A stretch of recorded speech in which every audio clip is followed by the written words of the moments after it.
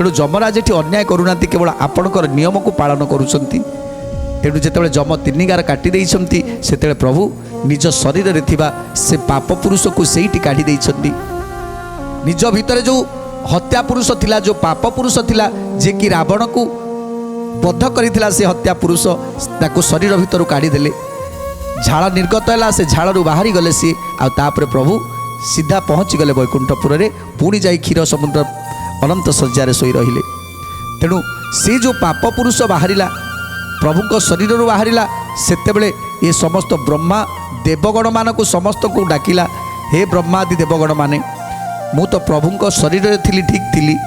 तेणु जितेबले प्रभु को शरीर मु बाहरी आसिली एबे मु कौन करी, जितेबले प्रभु को शरीर बाहरी आसिली एबे मु कौन करी मते बतई दियंतु। सेतेबले समस्त देवता माने चिंता कले सत कथा तमे जितेबले शरीर बाहरी आसीच तेणु आउ गोटे घटरे स्थान पाइब कि नहीं। तेणु जो घटरे स्थान पाइब सी तो निश्चित भाव में दुष्ट प्रकृतिर हम। तेणु तेणु सेतेबले से पाप पुरुष कंस रूप में जन्म नहीं द्वापर जुगरे। प्रभु को घटर बाहरिला पाप पुरुष से जाई रहिला कंस रूप में द्वापर जुगरे।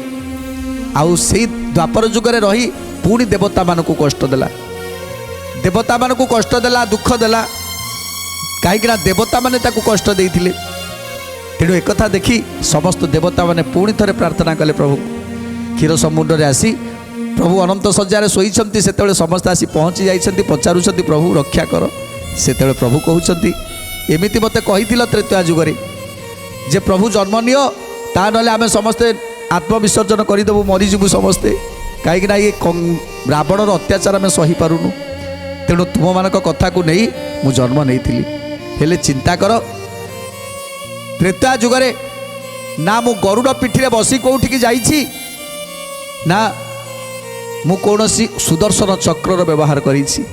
मु मानव रूप धरी रावण को विनाश करिछि, आउ खाली पादरे चाली चाली जाइछि। 14 वर्ष वनवासर कष्ट भोग करिछि। पिता मातांकर स्नेह श्रद्धा कौन जानी पारिलिनी।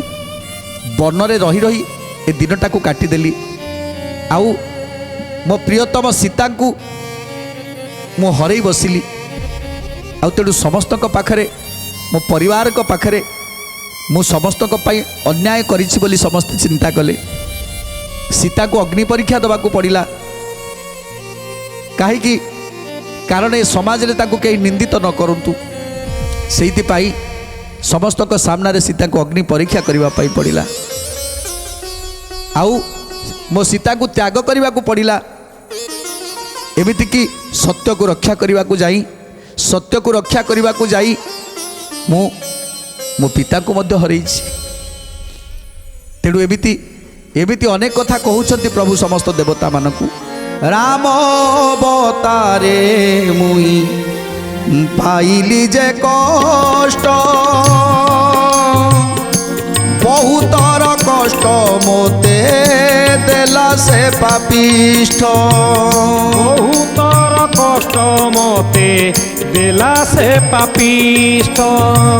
बहुतर कष्ट मोते देला से पापिष्ठ। दुखरे आसीन मुई सोई अच्छी एथे पुणी तुम्बे माने आसी जनाउछ मोते। पुणी तुम्भे माने आसी जनाउछ मोते। पुणी तुम्भे माने आसी जनाउछ मोते।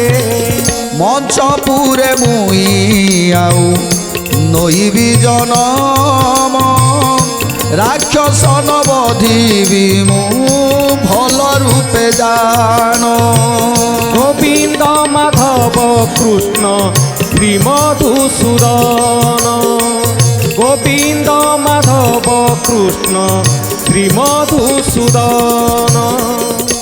तेणु जितेबले अष्टपाटवंशी मानक रुक्मिणी आदि अष्टपाटवंशी मानक समस्त को बुझेकी कहते प्रभु।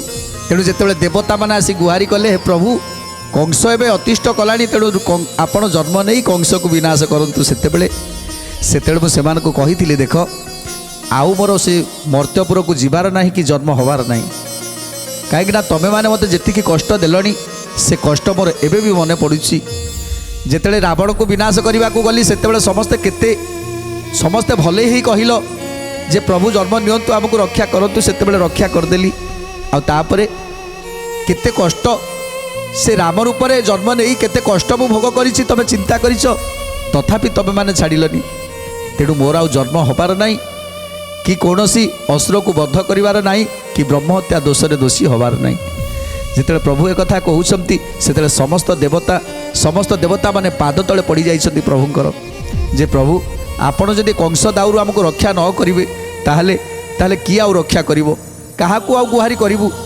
काहाकू जाई गुहारी करिवु जे आपणक भଳି सीना आउ जने किए थिले ता पाखरे आमे गुहारी करंतु तेणु ए संसार तो होउछंती आपण होउछंती एकमात्र सृष्टि सर्जनाकारी आपण होउछंती निराकार ब्रह्म तेणु आपण तो अनादि पुरुष तेणु आपण छड़ा आमे आम दुख काहाकू जणैबु